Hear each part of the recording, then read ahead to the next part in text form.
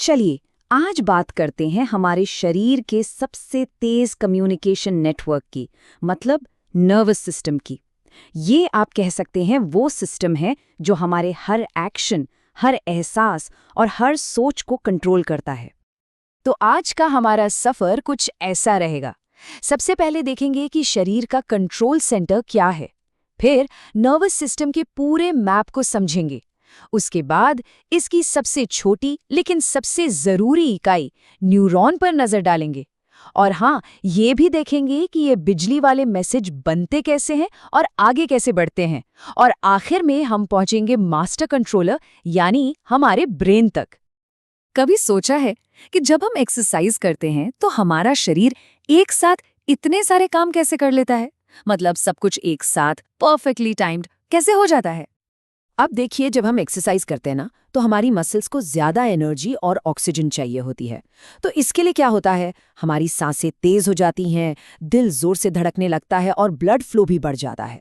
ये सब एक साथ होता है और ये सब किसी मास्टर कोऑर्डिनेटर के बिना तो हो ही नहीं सकता।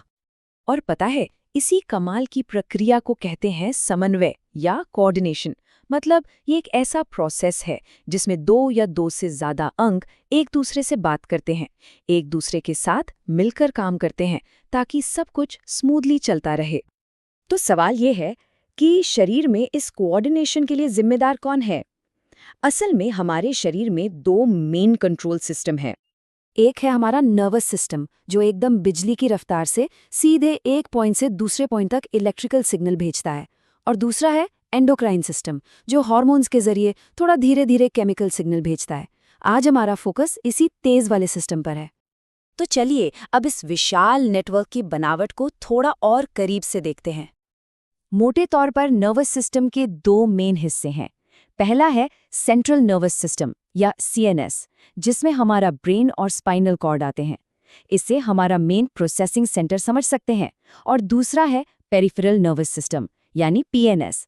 इसमें बाकी सारी नसें आती हैं जो एक तरह से इंफॉर्मेशन का हाईवे हैं। अब ये जो पेरिफेरल नर्वस सिस्टम है ना, इसके भी दो भाग हैं। एक है सोमैटिक नर्वस सिस्टम, जो हमारी मर्जी से होने वाली चीजों को कंट्रोल करता है, जैसे चलना या हाथ हिलाना। और दूसरा है ऑटोनॉमिक नर्वस सिस्टम, जो उन चीजों को संभालता है जो अपने आप होती रहती हैं, जैसे दिल का धड़कना। ठीक है, तो अब इस बड़े से मैप से जूम इन करते हैं और चलते हैं इस पूरे सिस्टम की सबसे बुनियादी, सबसे छोटी इकाई पर। और ये है न्यूरॉन यानी तंत्रिका कोशिका। ये नर्वस सिस्टम की स्ट्रक्चरल और फंक्शनल यूनिट है। आप कह सकते हैं कि ये एक माइक्रोस्कोपिक सेल है जिसे खास तौर से सिर्फ और सिर्फ इंफॉर्मेशन ट्रांसमिट करने के लिए ही बनाया गया है। अब देखिए, एक न्यूरॉन के कुछ खास हिस्से होते हैं। डेंड्राइट सिग्नल को रिसीव करते हैं, फिर सेल बॉडी उस सिग्नल को प्रोसेस करती है, वहां से एक्सॉन उस सिग्नल को दूर तक ले जाता है और आखिर में एक्सॉन टर्मिनल उस सिग्नल को अगले न्यूरॉन तक पास कर देता है। एकदम सीधा रास्ता है सिग्नल का।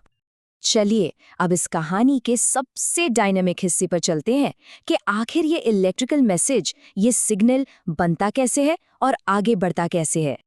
तो सवाल यही उठता है कि इतनी छोटी सी सेल आखिर एक इलेक्ट्रिकल सिग्नल बनाती कैसे है और फिर उसे भेजती कैसे है। देखिए, जब कोई न्यूरॉन रेस्ट पर होता है, मतलब कोई सिग्नल नहीं भेज रहा होता, तो उसकी मेम्ब्रेन पोलराइज्ड होती है। इसका सीधा सा मतलब है कि मेम्ब्रेन के बाहर पॉजिटिव चार्ज होता है और अंदर नेगेटिव चार्ज। ये एक तरह से रेडी टू फायर वाली स्टेट है। इसी को रेस्टिंग पोटेंशियल कहते हैं। ये पूरा खेल होता है चार्ज्ड पार्टिकल्स यानी आयंस की मूवमेंट का। जैसे कोई स्टिमुलस मिलता है, सोडियम आयंस के लिए गेट्स खुल जाते हैं और वो तेजी से सेल के अंदर भागते हैं। इससे क्या होता है, चार्ज एकदम से उलट जाता है और बूम, एक इलेक्ट्रिकल इंपल्स पैदा हो जाता है। इसके तुरंत बाद बैलेंस वापस लाने के लिए पोटेशियम आयन बाहर निकलते हैं और एक स्पेशल पंप न्यूरॉन को वापस उसकी रेस्टिंग स्टेट में ले आता है। सब कुछ पलक झपकते ही हो जाता है। ठीक है, तो सिग्नल बन गया, एक्सॉन से नीचे तक चला भी गया, लेकिन अब उसे अपनी यात्रा जारी रखने के लिए एक न्यूरॉन से दूसरे न्यूरॉन तक एक छलांग लगानी है। और ये छलांग लगती है एक खास जगह पर जिसे कहते हैं सिनेप्स। सिनेप्स वो जंक्शन है, वो मीटिंग पॉइंट है, जहां एक नर्व इंपल्स एक न्यूरॉन से दूसरे तक पहुंचता है।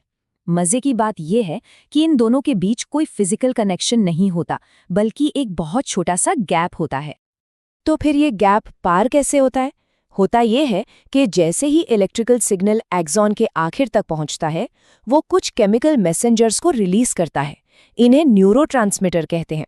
ये केमिकल्स उस छोटे से गैप को तैर कर पार करते हैं और अगले न्यूरॉन के रिसेप्टर से जुड़ जाते हैं और वहां एक नया इलेक्ट्रिकल सिग्नल शुरू कर देते हैं। कमाल है ना?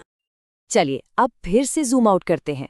हमने देखा कि सिग्नल कैसे बनते हैं, कैसे आगे बढ़ते हैं, पर ये लाखों करोड़ों सिग्नल आखिर जाते कहाँ हैं? प्रोसेस कहाँ होते हैं? ये सब होता है हमारे मास्टर कंट्रोलर में। जी हाँ, हमारा ब्रेन। ये शरीर का सेंट्रल इंफॉर्मेशन प्रोसेसिंग ऑर्गन है, ultimate command and control system. Nervous system के जरिए आने वाली हर छोटी बड़ी जानकारी यहीं पहुंचती है, यहीं उसे समझा जाता है और यहीं से एक्शन लेने का ऑर्डर दिया जाता है।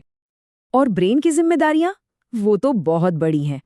हमारी मर्जी से होने वाले मूवमेंट और बॉडी का बैलेंस, दिल और फेफड़ों जैसे अंगों को रेगुलेट करना, भूख, प्यास और शरीर के तापमान को कंट्रोल करना, देखना, सुनना, बोलना, सब कुछ। और तो और हमारी यादें, हमारे इमोशंस, हमारी सोच, इन सब का घर भी तो यही है।